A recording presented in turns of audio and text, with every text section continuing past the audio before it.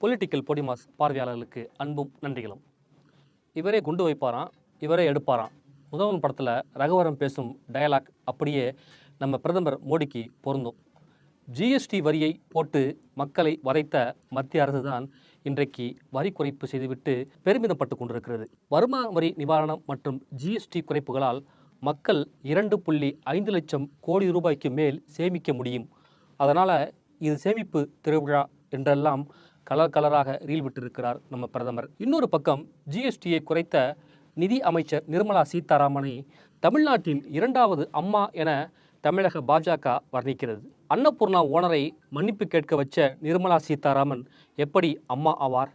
இந்த கூத்தையெல்லாம் ஜிஎஸ்டியால் ஏற்பட்ட பாதிப்புகளையும் இப்போது மோடி அடிக்கும் தம்பட்ட விளம்பரங்களையும் இந்த வீடியோவில் பார்க்கலாம் வாங்க. நள்ளிரவில் சுதந்திரம் பெற்ற இந்தியாவின் ஒரு நள்ளிரவில்தான் மோடியின் சரக்கு மற்றும் சேவை வரியான ஜிஎஸ்டி என்கிற சாத்தான் பிறந்தது. 70 ஆண்டுகளாக நடைமுறையில் இருந்த வரி விதிப்பு முறையை மாற்றிட்டு ஒரே நாடு ஒரே வரி என்ற முறை 2017ஆம் ஆண்டு கொண்டு வந்தாங்க.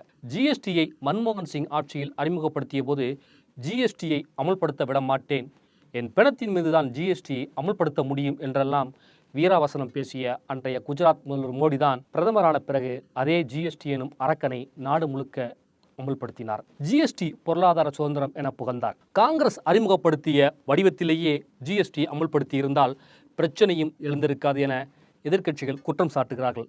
ஆனால் மோடி ஆட்சியில் அமல்படுத்தப்பட்ட ஜிஎஸ்டி வரி விதிப்பில் அத்தியாவசிய பொருட்களுக்கான வரி விகிதம் கடுமையாகவே உயர்ந்தது. ஜிஎஸ்டி அமல்படுத்தும் தேதிக்கு 2 மாதங்களுக்கு முன்பு அவசர கதியில் முன்னேற்பாடுகளை செய்தனர். அமல்படுத்தும் முன்பு போதிய கால அவகாசம் கொடுத்திருக்க வேண்டும். ஒரே நாடு ஒரே வரி என்று சொல்லிவிட்டு ஒரே விகிதத்தில் வரியை போடவில்லை. 5, 12, 18 மற்றும் 28 ஆகிய சதவிகிதங்களில் வரி விதிப்புகளை போட்டு குழப்பத்தை ஏற்படுத்தினார்கள். தன்னை சந்தைப்படுத்திக் கொள்வதில் பிரதமர் மோடியை வெல்வதற்கு இந்தியாவில் ஆளே கிடையாது. நள்ளிரவில் நாடாளுமன்றத்தை கூட்டி ஜிஎஸ்டி ஏழை எளிய மக்களுக்கானது என்றார். 8 ஆண்டுகள் கழித்து இன்றைக்கு வருமான வரி நிவாரணம் மற்றும் ஜிஎஸ்டி குறைப்புகளால் மக்கள் 2.5 லட்சம் கோடி ரூபாய்க்கு மேல் சேமிக்க முடியும் என சொல்கிறார். இரண்டுமே ஒரே நாக்குதான். பெரும்பாலான மறைமுக வரிகளை எல்லாம் ஒரே குடையின் கீழ் இணைத்து உருவாக்கப்பட்ட வரிதான் சரக்கு மற்றும் சேவை வரியான ஜிஎஸ்டி. மோடி ஆட்சியில் 2017 ஜூலையில் அமல்படுத்தப்பட்ட ஜிஎஸ்டியில் 5, 12, 18 மற்றும் 28% என 4 அடுக்குகள் இருந்தன. அதனை 8 ஆண்டுகள் கழித்து இன்றைக்கு சீர்திருத்தம் செய்திருக்கிறார்கள். அதன்படி 12 மற்றும் 28% அடுக்குகளை மாற்றிவிட்டு 5 மற்றும் 18% என 2 அடுக்குகளை உருவாக்கியது மோடி அரசு. இது தவிர உயர் ஆடம்பர பொருட்களுக்கு என 40% அடுக்கையும் தனியாக ஏற்படுத்தியிருக்காங்க. ஜிஎஸ்டி சீர்திருத்தத்தால் மக்களுக்கு 2.5 லட்சம் கோடி ரூபாய்க்கு மேல் சேமிப்பு கிடைக்கும் என சொல்லும் மோடி 8 ஆண்டுகளாக அந்த சேமிப்பை மக்களிடமிருந்து சுரண்டியது ஏன்? இந்த 8 ஆண்டுகளில் மட்டும் 55 லட்சம் கோடி ரூபாய்க்கும் அதிகமாக மக்களிடம் ஜிஎஸ்டியை வசூலித்துவிட்டு 2.5 லட்சம் கோடி ரூபாய் சேமிப்பு என மோடி பொய் முலாம் பூசுகிறார். மக்களுக்கு கொடும் காயங்களை ஏற்படுத்திவிட்டு சின்ன பிளாஸ்டிக் போடுகிறார் மோடி. பருப்பு, அரிசி, தானியங்கள், பென்சில், புத்தகம், பிஸ்கட்டு, மருத்துவ சிகிச்சைகள் மற்றும் விவசாயிகளுடைய உபகரணங்கள் என எதையுமே விட்டு வைக்காமல் ஜிஎஸ்டி வசூலித்தது எல்லாம் வழிப்பறிதான். ஆடிட்டர்கள் கூட்டத்தில் ஒரு முறை கலந்து கொண்ட போது மோடி சொன்னார், வரி ஏய்ப்போருக்கு துணை போகாதீர்கள் என்று அறிவுரை எல்லாம் அன்றைக்கு சொன்னார். ஆனால் ஒரு வருடத்துக்கு 1,20,000 கோடி ரூபாய் வரையிலான வாரா கடன்களை ரத்து செய்தார் மோடி. இவருக்கு யார் உபதேசம் செய்வது என்றே தெரியவில்லை. ஒரே நாடு ஒரே வரி என்றால் ஏன் பெட்ரோலிய பொருட்கள் ஜிஎஸ்டிக்குள் வரவில்லை? ஜிஎஸ்டி என்றால் பல்முனை வரிக்கு பதிலாக ஒரு முனை வரி என்றுதான் முதலில் மக்களை நம்ப வைத்தார்கள். ஆனால் மோடி அரசு வரி உயர்வைத்தான் ஜிஎஸ்டியாக அமல்படுத்தியது. மோடி அரசின் பண மதிப்பிழப்பு நடவடிக்கையால் பாதிக்கப்பட்டிருந்த சிறு தொழில் முனைவோர் மெல்ல எழுந்து நிற்க ஆரம்பித்த போதுதான் ஜிஎஸ்டி என்ற பெயரில் அவர்கள் சாய்க்கப்பட்டார்கள். தமிழ்நாட்டை எடுத்துக்கொண்டால் மக்கள் தொகையில் தினமும் சுமார் 1 கோடி பேர் ஓட்டலில் தான் சாப்பிட்றாங்க. ஓட்டல் பண்டங்களுக்கு 18% வரி விதித்தனர். ஏழை எளியவர்கள் சாப்பிடும் கடலை மிட்டாயை கூட விட்டு வைக்கவில்லை. ஜிஎஸ்டி வரியால் ஓட்டல்களில் உணவுப் பொருள்களில் விலை கடுமையாக உயர்ந்தது. இதனால் சாமானிய மக்களும் பாதிப்புக்கு உள்ளானார்கள். 20 ரூபாய் வரை உணவுப் பொருட்கள் விலை உயர்ந்தன. கொரோனாவும் ஊரடங்கும் இந்திய பொருளாதாரத்தில் கடும் பாதிப்பை ஏற்படுத்தின. ஆனால் அதை காரணம் காட்டி மாநிலங்களுக்கு தர வேண்டிய ஜிஎஸ்டி நிலுவைத் தொகையை மத்திய அரசு தர மறுத்தது. இது கூட்டாட்சி தத்துவத்திற்கே முற்றிலும் எதிரானது. மத்திய மற்றும் மாநில அரசுகளால் வசூலிக்கப்படும் பல முனை வரிகளுக்கு பதிலாக ஒரே வரி என்றுதான் 2017 ஜிஎஸ்டியை மத்திய அரசு கொண்டு வந்தது.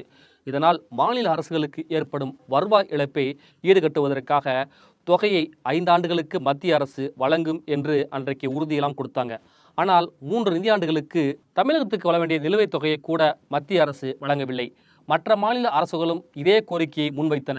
மத்திய நிதியமைச்சர் நிர்மலா சீதாராமனோ மத்திய அரசு நிலுவைத் தொகை வழங்குவதற்கு பதிலாக மாநில அரசுகள் குறைந்த வட்டியில் ரிசர்வ் வங்கியிடம் கடன் பெற்றுக்கொள்ளலாம் என்று யோசனை சொன்னார். கொரோனா பாதிப்பு கடவுளின் செயல் என்று நிலுவைத் தொகை வழங்கப்படாததற்கான காரணமாக தெரிவித்தார். ஏற்கனவே நிதி பற்றாக்குறையாலும் கடன் சுமையாலும் தவிக்கும் மாநில அரசுகளின் மீது மேலும் கடன் சுமையை ஏற்றினார்கள். ஜிஎஸ்டி முறையை கொண்டு வந்தபோது அளித்த உறுதிமொழியை மத்திய அரசு மீறியது. அனைவருக்கும் தேநீர் கொடுங்கள் என்றார் மார்க்ஸ். அதை ஒரே மாதிரியான குவளையில் கொடுங்கள் என்றார் அம்பேத்கர். அதை ஒரே அளவில் கொடுங்கள் என்றார் பெரியார். முதல் குவளையை பசியோடு இருப்பவனுக்கு கொடுங்கள் என்றார் அண்ணா. ஆனால் மோடியோ அதுக்கு ஜிஎஸ்டியை போட்டார். 2021-2022 ஆண்டில் ஜிஎஸ்டியில் கிடைத்த 14.83 லட்சம் கோடி ரூபாயில் 64 விழுக்காடு 50% அடித்தட்டு மக்களிடமிருந்து வசூலிக்கப்பட்டவை. 33 விழுக்காடு ஜிஎஸ்டி 40% நடுத்தர மக்களிடமிருந்து பெறப்பட்டது. வெறும் 3 விழுக்காடு ஜிஎஸ்டி மட்டுமே 10% பெரும் பணக்காரிடம் இருந்து கிடைத்தது. இந்திய மக்கள் தொகையில் 50%-னர் 6 மடங்குக்கு அதிகமாக மறைமுக வரியை கட்டினார்கள். உங்களுக்கு நினைவிருக்கா? 2024 ஆண்டு ஜிஎஸ்டி பற்றி பேசியது தொடர்பாக அன்னபூர்ணா உணவகங்களின் உரிமையாளர் சீனிவாசன் மத்திய நிதி அமைச்சர் நிர்மலா சீதாராமனிடம் மன்னிப்பு கேட்ட வீடியோ வைரலானது. மத்திய நிதி அமைச்சர் நிர்மலா சீதாராமன் கோவை கொடிசியாவில் தொழில் அதிபருடன் கலந்துரையாடிய போது அன்னபூர்ணா உரிமையாளர் சீனிவாசன் பங்கேற்று ஜிஎஸ்டி வரி விதிப்பில் இருக்கும் முரண்பாடுகளை சுட்டிக்காட்டினார். அவரது பேச்சு இணையதளங்களில் வேகமாக பரவியது. ஸ்வீட்டிற்கு 5% ஜிஎஸ்டி, காரத்திற்கு 12% ஜிஎஸ்டி என்றால் எம்எல்ஏ வானதி சீனிவாசன் சண்டை போடுவாங்க. பண்ணுக்கு ஒரு ஜிஎஸ்டி, உள்ளே இருக்கிற கிரீமுக்கு ஒரு ஜிஎஸ்டி வச்சிருக்காங்க. கஸ்டமர்கள் நீ பண்ண கொடு, நானே கிரீமை வச்சுக்கிறேன் என்கிறார்கள். குறைத்தால் எல்லாவற்றுக்கும் குறையுங்க, ஒரே மாதிரி வரி போடுங்க, கம்ப்யூட்டரே திணறுது என்றெல்லாம் அன்றைக்கு பேசியது இணையத்தில் வேகமாக பரவியது. நிர்மலா சீதாராமன் அதனால் ட்ரோல் செய்யப்பட்டார். இதனால் அன்னபூர்ணா சீனிவாசன் நிர்மலா சீதாராமனை சந்தித்து மன்னிப்பு கேட்டார். நான் எந்த கட்சியும் சேராதவன், தயவுசெய்து மன்னித்துக் கொள்ளுங்கள் என எழுந்து கைகூப்பி மன்னிப்பு கோரினார். அதனை அவருக்கே தெரியாமல் வீடியோ எடுத்து வெளியிட்டார்கள். ஜிஎஸ்டி வரி விதிப்பில் உள்ள முரண்பாட்டை சுட்டிக்காட்டியவரை அழைத்து பாஜக மன்னிப்பு கோர வைத்து வீடியோவாக பதிவு செய்து வெளியிட்டதாக அனைத்து கட்சியினரும் கண்டனம் தெரிவித்தார்கள். இப்படி ஜிஎஸ்டியில் ஏகப்பட்ட குளறுபடிகளை செய்த நிர்மலா சீதாராமனைத்தான் தமிழகத்தின் 2வது அம்மா என வர்ணிக்கிறார் பாஜகவின் ராம சீனிவாசன். இந்த நிகழ்ச்சியினுடைய சிறப்பு விருந்தினர் எங்கள் அருமை நிதி அமைச்சர். கூடுதலாக ஒரு வார்த்தை சொல்றேன், தமிழகத்தின் 2ஆம் அம்மா. ஜிஎஸ்டியை குறைத்ததற்காக இந்த புகழாரத்தை சூட்டியிருக்கிறார் ராம சீனிவாசன். ராஜ்யசபா சீட்டுக்கு அடிபோடுகிறார் போல. அவர் சொல்வது போல 2வது அம்மா நிர்மலா சீதாராமன் 8 ஆண்டுகள் காலம் வரை ஜிஎஸ்டியை உயர்த்தி மக்களை பழிவாங்கினார். அப்போது 2வது அம்மா ஏன் சும்மா இருந்தார்? 2வது அம்மா எதற்காக அன்னபூர்ணா சீனிவாசனை மன்னிப்பை கேட்க வைத்தார்? அன்னபூர்ணா சீனிவாசனுக்காக ராம சீனிவாசன் ஏன் கவலைப்படவில்லை? அண்ணாமலை கூட அன்னபூர்ணா சீனிவாசனிடம் வருத்தம் தெரிவித்தார் என்பது எல்லாம் ராம சீனிவாசனுக்கு தெரியாது போல. நீ பண்ணு கொடு, நான் கிரீம் வச்சுக்கிறேன்னு அன்னபூர்ணா சீனிவாசன் வெள்ளந்தியாக பேசும்போது பக்கத்தில் இருந்த பாஜக எம்எல்ஏ வானதி சீனிவாசன் இன்று இனிப்பு கடைக்கு சென்று ஜிஎஸ்டி குறைத்து விற்பனை செய்தீர்களா என விசாரிக்கிறார். அப்போது வானதி சீனிவாசன் எம்எல்ஏ இதற்கு நடவடிக்கை எடுத்தது யார் தெரியுமா என கடையின் ஊழியரிடம் கேட்கிறார். அதற்கு அவர் பிரதமர் மோடி என்றார். உடனே அவருக்கு நன்றி கூறுங்கள் என சொல்கிறார். கடை ஊழியரும் நிச்சயமாக பிரதமருக்கு நன்றி என்கிறார்.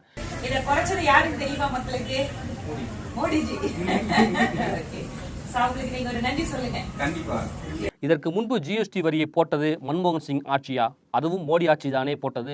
தனது எம்எல்ஏ அலுவல் திறப்பு விழாவிற்கு தன லாபம் என எழுதி வைத்த வானதி சீனிவாசன் இன்றைக்கு ஏதோ லாபம் பார்த்து ஜிஎஸ்டி வரி குறைப்பை விளம்பரம் செய்கிறார். இந்த வீடியோ பற்றி மறக்காம உங்க கருத்துக்களை கமெண்ட்ல சொல்லுங்க. மறக்காம நம்ம பொலிட்டிக்கல் பொடிமாஸ் சேனலை ஃபாலோ பண்ணிக்கங்க, லைக் பண்ணுங்க, ஷேர் பண்ணுங்க.